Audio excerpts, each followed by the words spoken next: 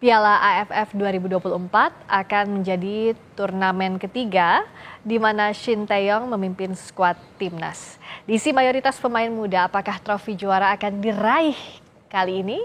Kita bahas bersama dengan pengamat sepak bola, Bung Kusnaini, dan juga Ketua Badan Tim Nasional Indonesia, Sumarji. Selamat malam, Pak Sumarji, Bungkus. Ya, selamat malam. Malam Pak Marji, selamat malam Ya. Siska. Ya. Selamat malam.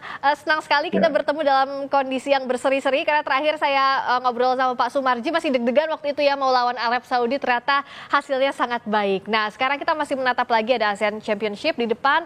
Nah, Pak Sumarji, sejauh ini apakah nama-nama yang dipanggil oleh Shin Tae-yong ini, Coach Shin sudah finalkah? Siapa-siapa saja yang kira-kira sudah mulai bisa ikutan TC? Ya, ada beberapa nama yang masih ada perubahan, tetapi saya semua sudah sampaikan kepada klub masing-masing untuk mempersiapkan nama-nama itu. Nanti finalnya ya minggu mungkin paling lambat Jumat lah, paling lambat mungkin Minggu lah ya, hari Minggu lah ya. Nanti akan segera diumumkan oleh ini federasi di media siapa-siapa yang resmi dipanggil, 32 pemain untuk memperkuat AFF Mitsubishi.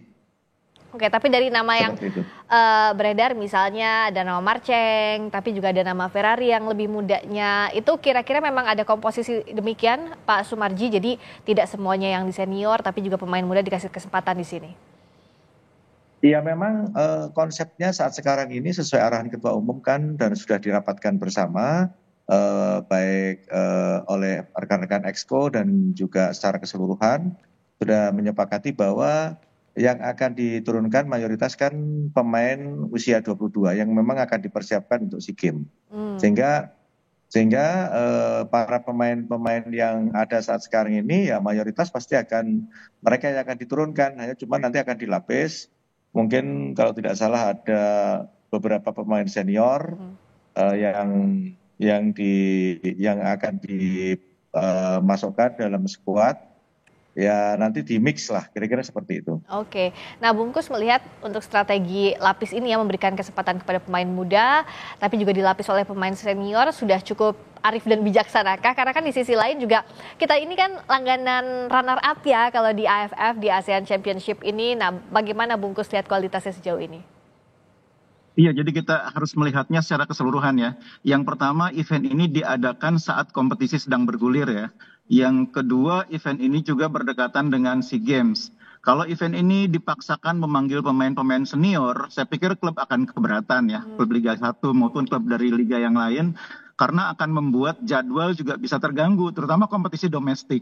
Padahal kita tahu bahwa kompetisi Liga 1 itu punya target, misalnya harus sudah selesai sekian persen pertandingan menjelang libur Lebaran. Karena sudah pasti nanti Lebaran kan akan ada libur panjang lagi. Ya. Karena itu saya pikir memprioritaskan kepada pemain muda, mengurangi pemanggilan pemain senior, itu keputusan yang menurut saya cukup arif ya.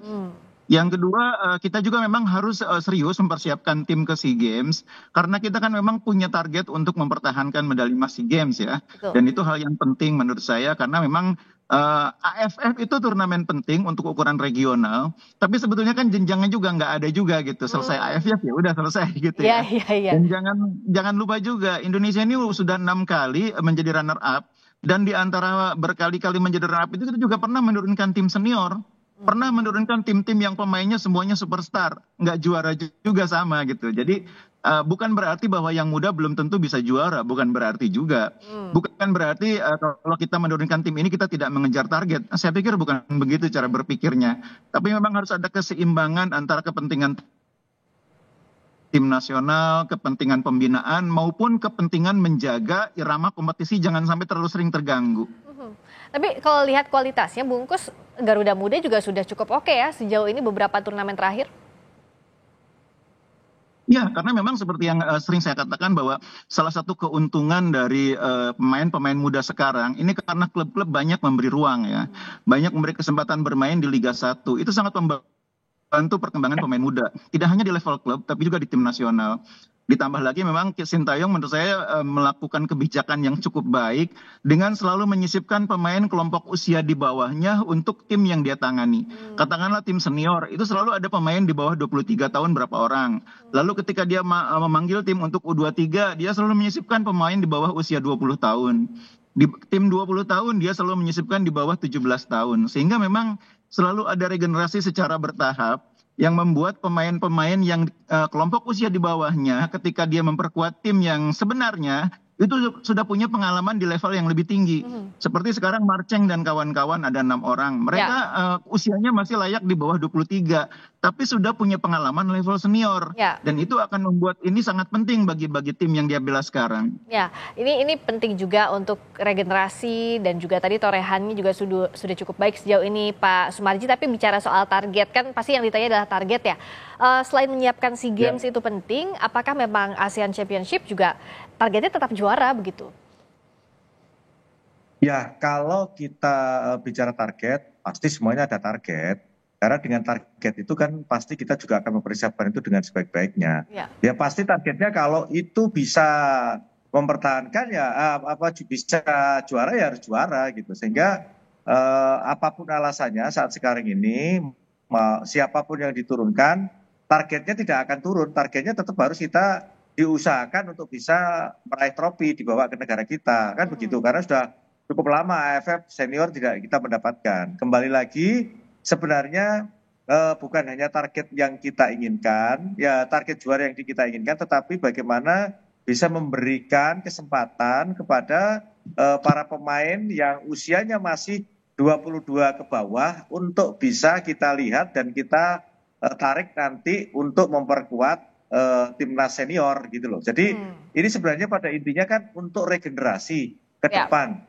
Makanya kita lihat nanti hasilnya seperti apa ini. Sebenarnya tujuan utamanya satu, kita berpartisipasi juga tetap ada target juara. Terus yang kedua yang lebih utama lagi adalah bagaimana regenerasi itu bisa berjalan sesuai dengan waktu, kesempatan dan juga apa yang sudah ditargetkan atau apa yang memang sudah direncanakan oleh federasi untuk kaderisasi ke depan, seperti itu. Nah, karena Pak Sumarji yang berada di belakang layar, saya mau tahu ceritanya dong. Karena kan pasti sudah ada kontak seperti yang Pak Sumarji tadi bilang ya ke klub maupun ke pemain yang bersangkutan sebelum nanti diumumkan. Bagaimana kondisi fisik maupun secara psikis dari pemain-pemain yang sudah dikontak sejauh ini, terutama pemain muda, apakah mereka dalam kondisi yang excited untuk membela timnas, termasuk juga apakah secara track recordnya mereka dalam kondisi yang cukup baik, Pak Sumarji?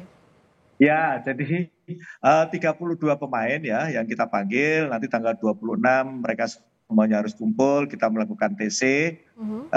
Dari 32 pemain, rata-rata saya sudah bisa komunikasi dan mereka semuanya sangat senang sekali. Tinggal sekarang saya harus memastikan lagi ke 32 pemain itu apakah bisa langsung bergabung secara keseluruhan ataukah ada beberapa pemain yang masih harus ditahan di klub dikarenakan ada beberapa pertandingan yang harus dijalani. Itu semua harus kita komunikasikan dengan baik, jangan sampai terjadi sesuatu hal, klub merasa keberatan dan lain sebagainya. Tetapi pada intinya, kalau para pemain yang akan kita panggil, 32 itu betul-betul dia sangat senang sekali dan sangat menginginkan untuk bisa bergabung di TC tanggal 26. Tetapi kembali lagi, kita juga tetap harus ASEAN Championship, apa yang harus dipersiapkan dengan baik oleh timnas Indonesia yang saat ini kan dalam kondisi yang performanya sangat baik, tapi bagaimana agar tidak lengah untuk menatap AFF ini? Iya, itulah sebabnya sangat penting pemanggilan beberapa pemain yang sudah sering dipanggil oleh Sintayong ya. 6 pemain yang kita sebut sebagai pemain senior. Meskipun dari 6 itu sebetulnya yang benar-benar senior cuma Asnawi sebetulnya. Karena Ivar Yener, kemudian beberapa nama lagi seperti Marceng, itu kan memang usianya masih di bawah 23. Yang di atas 23 itu setahu saya cuma Asnawi gitu. Jadi, tapi mereka sudah rutin bersama main di timnas senior. Itu penting kehadiran mereka untuk menjadi kerangka tim. Nah, pemain-pemain lain yang dipanggil kemudian bisa mengisi puzzle yang masih kosong. Saya mengapresiasi keberanian untuk melakukan regenerasi ini ya, karena Thailand aja juga melakukan hal yang sama. Ya. Mereka sudah melupakan generasinya Terasil Dangda, Canatip Songkrasin itu udah nggak dipanggil juga. Yang masih memanggil pemain senior kan praktis bisa dibilang hanya lawan terkuat kita di grup ini yaitu Vietnam. Vietnam masih memanggil pemain-pemain senior. Tapi kan memang persoalannya Vietnam juga generasi di bawahnya kan juga tidak terlalu luar biasa ya, makanya mereka masih berpaku kepada pemain senior. Dan menurut saya nggak apa-apa kita berfokus kepada pemain-pemain muda. Karena kita juga akan melanjutkan proses ini ke SEA Games. Waktunya berdekatan, nggak terlalu lama. Jadi harus berani melakukan itu. Nah, cuma memang yang penting sekarang, meskipun mungkin orang tidak berekspektasi tim ini bisa juara ya, tapi menurut saya ada baiknya tetap kita mendorong mereka ini untuk bisa berprestasi maksimal dengan target juara ya. Karena bagaimanapun pemain yang kita panggil ini kan beberapa di antaranya sudah kenyang pengalaman main di tim nasional senior. Ya.